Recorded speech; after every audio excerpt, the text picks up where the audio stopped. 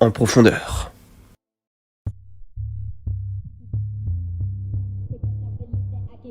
Pour rappeler Poutine en quelques dates clés, si on peut dire, on pourra revenir là-dessus si cette vidéo fonctionne pas mal sur son enfance. Mais Poutine en quelques dates clés, donc il tente d'intégrer le KGB à l'âge de 16 ans sans succès. Il se dirige donc vers des études universitaires et par la suite, finalement, va réussir à rejoindre la direction régionale du KGB à Leningrad. Durant plusieurs années, il travaille d'abord comme subalterne, puis comme officier opérationnel dans le service de contre-espionnage, puis pour finir, chargé de la police politique. Vladimir est très engagé. Alors comme dans de nombreux services secrets européens à l'époque, le KGB n'envoyait à l'étranger que des agents mariés, une condition visant à écarter les homosexuels et à prévenir toute lésion avec des étrangers, ou des étrangères. Du coup, Poutine se marie en 1983. Au niveau boulot, en 1984, il a le grade de commandant. Il est alors sélectionné pour une année de formation à l'Institut Andropov, où il exerce des responsabilités comme chef bénévole de son unité d'officier en formation. Un point important de sa vie va être quand il va être transféré dans la réserve active pour préparer une mission en RDA. Donc c'est la République démocratique allemande. À l'époque, l'Allemagne est divisée en deux. À partir d'août 85, il est affecté à Dresde, en RDA, où il est officiellement employé au consulat, mais travaille en réalité pour le KGB en tant que major, chargé de recruter les espions. Il tente de faire chanter un professeur de médecine pour obtenir une étude sur des poisons indétectables. Si je vous parle de ça, c'est qu'il souhaite se spécialiser dans la partie de la défense. Notre Poutine est en Allemagne, et il y a encore lors de la chute du mur de Berlin, où l'Empire s'effondre, non sans un certain regret pour notre Poutine. Après la chute, donc, il joue un rôle dans la protection des bureaux du KGB contre des manifestants allemands, en détruisant des documents sensibles. En février 90, il est rappelé en Russie, alors que la RDA est en voie de réunification. Son retour précipité sera lié à une information de Werner Grossmann, dernier chef des services de renseignement est-allemands, selon lequel Poutine recrutait des agents compromis, mettant ainsi le KGB en danger. Par la suite, il va être dirigeant de la mairie de Leningrad, mais tout en restant chef au sein du KGB. D'ailleurs, il va y avoir un putsch des généraux en 1991 pour rétablir l'URSS contre Mikhail Gorbatchev. Et c'est Poutine qui va jouer un rôle de négociation entre le KGB de Leningrad et les forces militaires liées aux putschistes. Bien qu'il nous manque des informations. Poutine affirme également officiellement démissionner du KGB le 20 août 1991, mais sa démission n'aura pas été immédiatement acceptée. Du moins, les choses vont être modifiées et il va diriger d'autres services. Donc de 92 à 96, Poutine est une figure influente de la politique municipale à Saint-Pétersbourg, servant comme conseiller principal de Sobchak. Il est notamment chargé des relations extérieures de la ville et dès 94, il est nommé premier adjoint au maire. Pour arriver en 95, où Poutine est désigné président de la section locale du parti Notre Maison la Russie, dirigé par le premier ministre Viktor Tchermodev, et il supervise la campagne législative dans la région. Malgré la défaite de Sobchak aux élections municipales de 96, Poutine reste loyal à son mentor et refuse de travailler avec son successeur. Mais on va passer maintenant aux choses intéressantes, aux choses qui vont permettre à Poutine de prendre le pouvoir. On est en août 96. Poutine est alors nommé adjoint de Pavel Borodine. Décidément, on n'arrête pas de le nommer, ce Poutine. Donc directeur du département de l'administration des propriétés présidentielles en Russie. Cette nomination marque son entrée dans le cercle du pouvoir à Moscou. Quelques mois plus tard, en mars 97, il intègre l'administration présidentielle en tant que chef adjoint, tout en dirigeant le département principal de contrôle, souvent qualifié de mini-KGB. Donc c'est le KGB version mini, en raison de son recours au compromat, donc matériel compromettant utilisé à des fins politiques. On se rapproche du pouvoir petit à petit. Mais pour qu'il prenne le pouvoir, il va falloir qu'il fasse un peu d'effort. Alors même s'il avait rencontré Boris Eltsine dans les années 90 pour la première fois, alors qu'il travaillait dans l'administration de la ville de Saint-Pétersbourg sous la direction du maire Anatoly Sobchak, vous vous souvenez, je vous en ai parlé tout à l'heure, la relation se renforce véritablement en 80.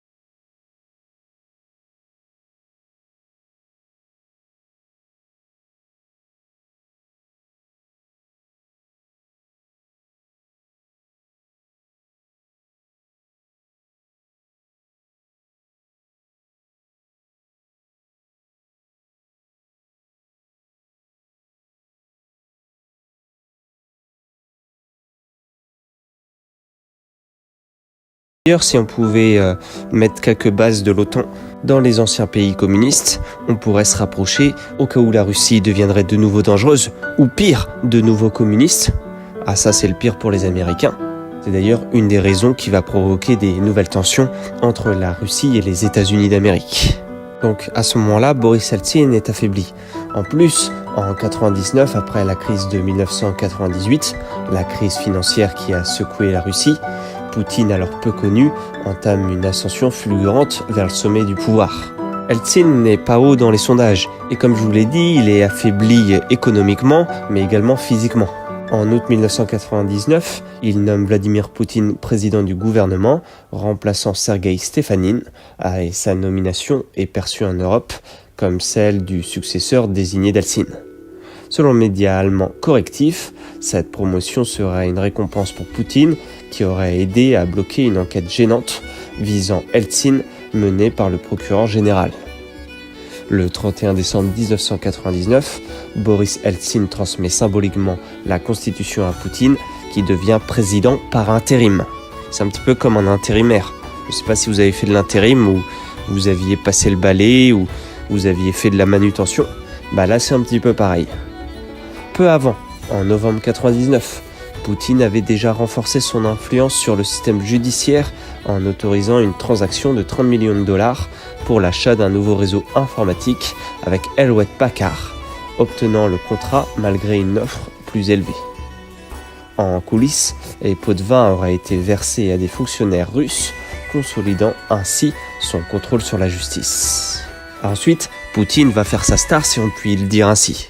En septembre 1999, il y a des attentats meurtriers qui frappent Moscou et d'autres villes russes, une fois de plus moquées par certains occidentaux, et ces attaques sont attribuées à des terroristes tchétchènes, bien que la version officielle reste controversée. Des opposants qui ont mené une enquête sur ces attaques comme l'ex-agent Alexandre Livichenko ou la journaliste Anna Politkovskaya ont été tués ou emprisonnés. Profitant du climat de terreur, Poutine, soutenu par Eltsine et l'armée, ordonne la reprise des hostilités en Tchétchénie pour affaiblir l'ordre fédéral. La seconde guerre de Tchétchénie débute le 1er octobre 1999. Initialement peu populaire, avec seulement 3% des intentions de vote pour la présidentielle, la gestion de la guerre et son discours musclé, notamment sa déclaration provocante qu'il irait buter les terroristes jusque dans les chiottes, ça vous devez vous en souvenir, font grimper sa cote. Très vite, il devient le candidat incontournable pour succéder à Eltsine à la présidence. Également, Eltsine et Poutine vont se faire une promesse. Enfin, c'est Boris Eltsine qui va faire une demande à Vladimir Poutine. Vladimir Poutine compte bien s'engager là-dessus. Boris Eltsine va demander à Vladimir Poutine de protéger sa famille, car Boris Eltsine était quelqu'un de reconnu, de recherché, et il n'avait pas que des amis. Il avait notamment des ennemis qui souhaitaient lui faire la peau, à lui et sa famille. Donc Eltsine va demander à Poutine de protéger sa famille et garantir son immunité judiciaire après son départ du pouvoir. Pour recontextualiser, dans les années 90, Eltsine et son entourage, notamment sa fille Tatiana et plusieurs proches collaborateurs étaient impliqués dans des scandales de corruption et faisaient l'objet d'enquêtes judiciaires, notamment pour des affaires de détournement de fonds et de corruption. En échange de sa nomination en tant que Premier ministre en 1999, puis de sa succession à la présidence, Poutine aurait promis à Eltsine de préserver l'immunité de sa famille et de protéger ses intérêts. Une des premières actions de Poutine, après avoir accédé à la présidence par intérim en décembre 1999, a été de signer un décret garantissant l'immunité à Eltsine et sa famille contre toute poursuite judiciaire pour des actions commises pendant son mandat. Cela a permis à Eltsine de se retirer de la vie publique sans craindre d'éventuelles représailles juridiques, consolidant ainsi la transition du pouvoir en faveur de Poutine. En fait, ce n'était pas vraiment dans l'intérêt de Poutine de se charger des scandales de Boris Eltsine. Boris avait fait de la corruption, bien évidemment, mais en fait, Poutine ne souhaitait pas de scandales à l'international et ne souhaitait pas de nouveaux scandales au sein de la Russie qui pouvaient affaiblir cette dernière. Donc quoi qu'il en soit, Eltsine n'aurait pas eu de soucis judiciaires avec Poutine.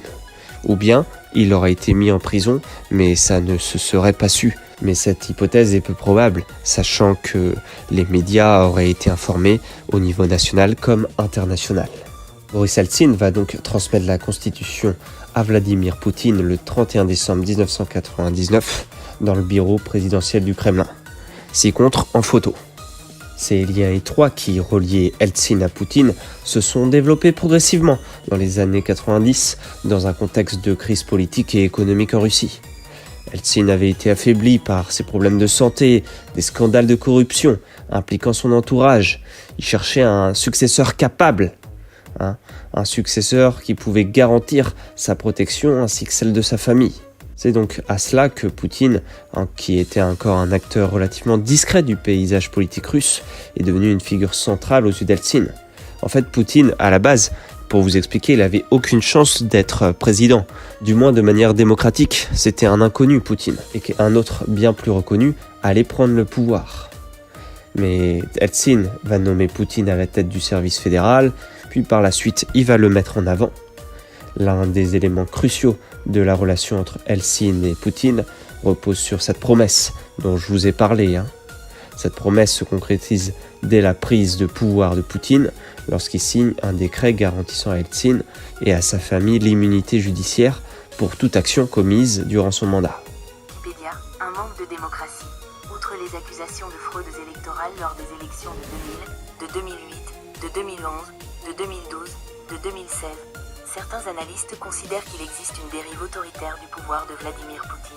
Alors mon ami Google a dit ça, mais est-ce que la Russie est démocratique ou au contraire ne l'est pas ? Officiellement, c'est une fédération avec une structure politique qui inclut des élections et des institutions démocratiques. Mais certains disent que son système politique présente de nombreuses caractéristiques qui remettent en question son caractère démocratique. Alors, la Russie organise régulièrement des élections pour divers postes, y compris la présidence et la Douma d'État, donc le Parlement. Mais ces élections sont parfois critiquées pour leur manque de transparence et pour les accusations de fraudes électorales. À vrai dire, on pourrait le dire pour d'autres pays. Également, les médias en Russie sont largement contrôlés par l'État, par des entreprises proches du Kremlin, ce qui limite la liberté de la presse et la capacité des médias d'opposition à critiquer le gouvernement en place. La censure et la répression des journalistes sont également des préoccupations majeures. Pour ce qui est du système judiciaire en Russie, il est souvent perçu comme étant sous influence du pouvoir exécutif. Les accusations de corruption et de manipulation politique sont courantes, ce qui soulève des questions sur l'indépendance et l'équité des décisions judiciaires. Également, des préoccupations sont régulièrement soulevées concernant les droits de l'homme en Russie. Les manifestations et les activités politiques de l'opposition sont souvent réprimées, et les autorités ont été accusées de restreindre la liberté d'expression et de rassemblement. C'est aussi une concentration du pouvoir. Sous Poutine, la Russie a connu une concentration accrue du pouvoir au sein de l'exécutif avec des modifications constitutionnelles et des réformes qui renforcent le contrôle du président et des institutions politiques et judiciaires. Est-ce qu'on pourrait appeler la Russie Poutine plutôt que le pays de la Russie, le pays de Poutine ? Ça, c'est une question à laquelle vous devez répondre en commentaire. À vous de me le dire. Après, pour plus d'informations, il faudrait que je fasse une immersion en Russie, mais ça sera pour de prochaines vidéos, de prochains épisodes. Donc n'hésitez pas à me dire en commentaire si vous avez aimé la vidéo, et votre avis bien évidemment. Vous pouvez aussi me donner un don, et moi je vous laisse ici. Allez, à plus tard, salut.